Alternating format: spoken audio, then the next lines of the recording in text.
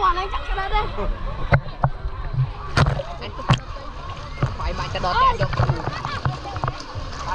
Nó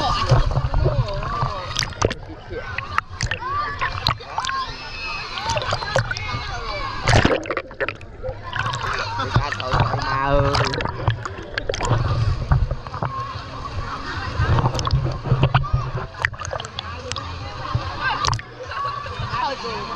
Nó to rồi mà.